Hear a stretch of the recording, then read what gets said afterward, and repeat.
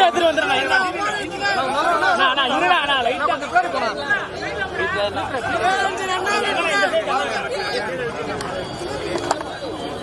கொஞ்சம் photo படிக்காதீங்க. Right சைடுல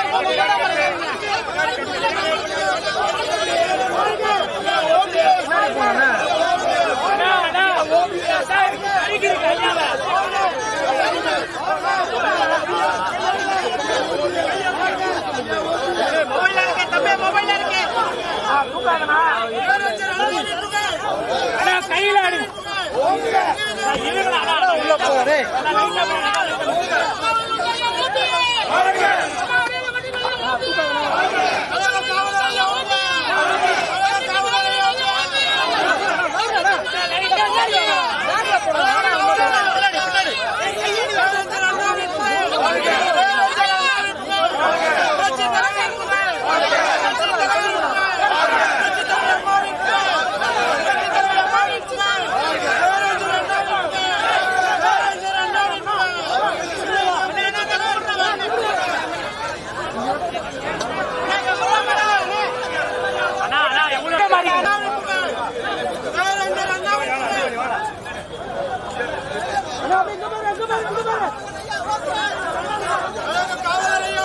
ஐயா பூ போடுங்க.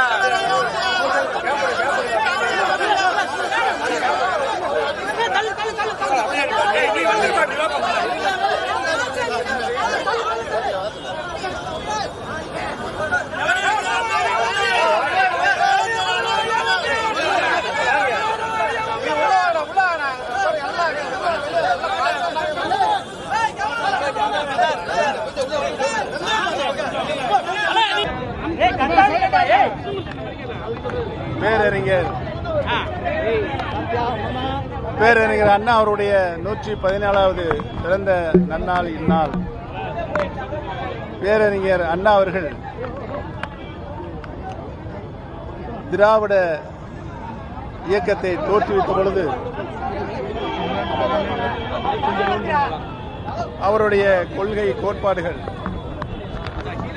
திராவிட இயக்கத்தினுடைய பரிணாம வளர்ச்சி எதையும் டாக்டர் புரட்சி தலைவர் எதையும் டாக்டர் புரட்சி தலைவி அம்மாவுடைய காலம் வரை அண்ணா சொல்லிய தாரக மந்திரங்களை காப்பாற்றித்தான் இந்த இருவரும் மாபெரும் தலைவர்களும் ஆட்சி நடத்தினார்கள்.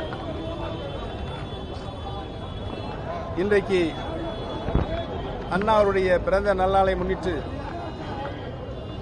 விரிந்து கிடக்கின்ற அனைத்து இந்திய அன்னார முன்னேற்ற கழகத்தினுடைய சக்திகள் அனைவரும் ஒன்று சேர்ந்தால்தான் மீண்டும் புரட்சித் தலைவர் எம்ஜிஆர் அவர்கள் எந்த நோக்கத்திற்காக இந்த இயக்கத்தை உருவாக்கினார்களோ அந்த இயக்கத்தினுடைய கொள்கை கோட்பாடுகள் கீழ்த்தட்டு மக்கள் மேற்தட்டு மக்களுக்கு இணையாக தங்களுடைய வாழ்க்கை நடைமுறையை கொண்டு வந்து அந்த மக்களுக்கு சேர்த்திட வேண்டும் என்று இருவரும் தலைவர்களும்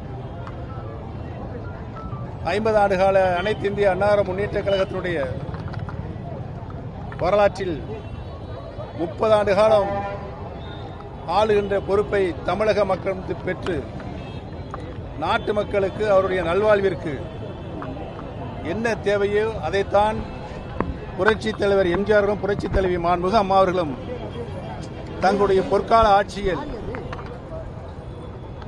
தமிழக அரசிலிருந்து பெறப்படுகின்ற மாநிலத்தினுடைய சொந்த வருவாயை கொண்டு நம்முடைய மாநிலத்தினுடைய அனைத்து மக்களுக்கும் கிடைக்கச் செய்கின்ற அவருடைய பொதுமக்களுடைய திருக்கரங்களை நேரடியாக கிடைக்கச் செய்கின்ற ஆட்சியை இருவரும் தலைவர்களும் நிகழ்த்தி காட்டி வரலாறு சாதனை படைத்தார்கள்.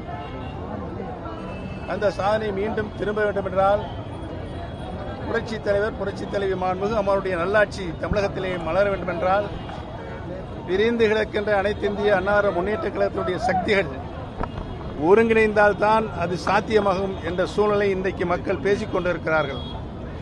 ஆக தொண்டருடைய உணர்வுகளையும் தமிழக மக்களுடைய உணர்வுகளையும் மதித்து நடந்து விரிந்து கிடக்கின்ற அனைத்து இந்திய அன்னார முன்னேற்ற கழகத்தினுடைய சக்திகள் ஒன்றிணைய வேண்டும் என்று பேரறிஞர் அண்ணாவுடைய பிறந்த நாளில் சபதம் ஏற்போம் சம்மதம் ஏற்போம் வெற்றி பெறும் என்பதை சொல்லி விடைபெறுகிறேன். நன்றி, வணக்கம். அனைவரும் ஒன்றிணைய வேண்டும் அப்படின்னு சொல்லிட்டு வளர்மதி போன்றவர்கள் சொல்றாங்க. சசிகலா, செங்கோட்டையன், ஓ பன்னீர்செல்வம் போன்றவர்கள் ஒன்றிணைய சொல்லுங்க, அதுக்கப்புறம் ஒன்றிணைவதை பத்தி பேசலான்றாங்க. நீங்க எப்ப அவங்களெல்லாம் சந்திக்க போறீங்க? உங்களுக்கெல்லாம் நன்றாக தெரியும், புரட்சித் தலைவர் எம்ஜிஆர் அவர்கள் இந்த இயக்கம் எந்த வழியில் சென்றால் நல்ல வழியாக இருக்கும் என்று கழகத்தினுடைய கொள்கை கோட்பாடுகளை கழக விதிகளை உருவாக்கி நம்மிடம் தந்திருக்கின்றார்கள். அந்த கழக சட்ட விதிதான் இருவரும் தலைவர்களும் 50 ஆண்டு காலம் அதை நடைமுறைப்படுத்தினார்கள். கழக சட்ட விதிக்கு இன்றைக்கு ஊறு ஏற்பட்டிருக்கிறது. அவர்கள் கண்ட கனவை நனவாக்குகின்ற நிலையில் இன்றைக்கு சட்ட விதி இல்லை. ஒரு சாதாரண தொண்டன் கூட கழகத்தினுடைய பொதுச் செயலாக வரலாம் என்ற சட்ட விதி என்ற விதியும் இருந்தது. அந்த விதியை இன்றைக்கு காற்றிலே பறக்க விட்டிருக்கிறார்கள். அதற்கு இன்றைக்கும் நீதிமன்றத்தில் வழக்கு இருக்கிறது. அந்த வழக்கும் நடைபெற்றுக் கொண்டிருக்கிறது. சென்னை உயர்நீதிமன்றத்தில் சிவில் சூட்டில் அந்த வழக்கு 6 வழக்குகள் நடைபெற்றுக் கொண்டிருக்கிறது. அந்த வழக்கு முடியும் என்று நான் உறுதியாக நம்புகிறேன். அந்த அடிப்படையில் கழகம் ஒன்றிணைய வேண்டும். தலைவர்கள், நீங்கள் சொன்ன தலைவர்கள் இணையவில்லை என்று சொன்னால் தொண்டர்கள் இணைந்து இந்த இயக்கத்தை காப்பாற்றுவார்கள். மாண்புமிகு செங்கோட்டையன் அவர்களை நான் தொடர்ந்து நானும் அவரை பேசிக் கொண்டிருக்கிறேன். அவரும் என்னுடன் பேசிக் கொண்டிருக்கிறார்.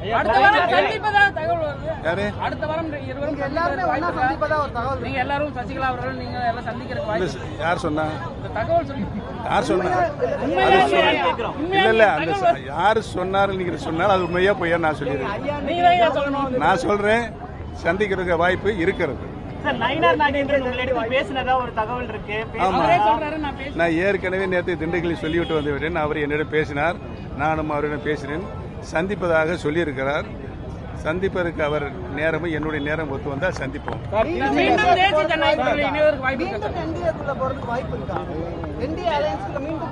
நான் ஏற்கனவே சுபாஷுக்கு சொல்லிவிட்டேன், அரசியலில் எதிரும் இல்லை, நண்பர்கள் இல்லை, எதுவும் நடக்கலாம், பொறுத்திருந்து பாருங்கள். ஐயா, திருச்சியில விஜய் தேர்தல் பரப்பில் தொடங்கும் போது எம்ஜிஆர் சிலையை வழங்கிட்டு தான் தொடங்கியிருக்காங்க. அதே போல தேர்தல் பரப்பிலும் போது ஜெயலலிதா அம்மா சொல்லுவாங்க, சொன்னீர்களே செய்திருக்கலாம், அந்த முழக்கத்தை தான் அவர் முன்னாடி வைக்கிறாரு. இதை எப்படி பாக்குறீங்க?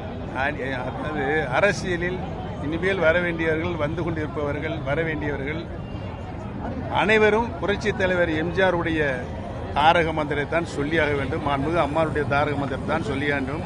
அப்பொழுதுதான் அரசியலில் அவர்கள் வெற்றி பெற முடியும்.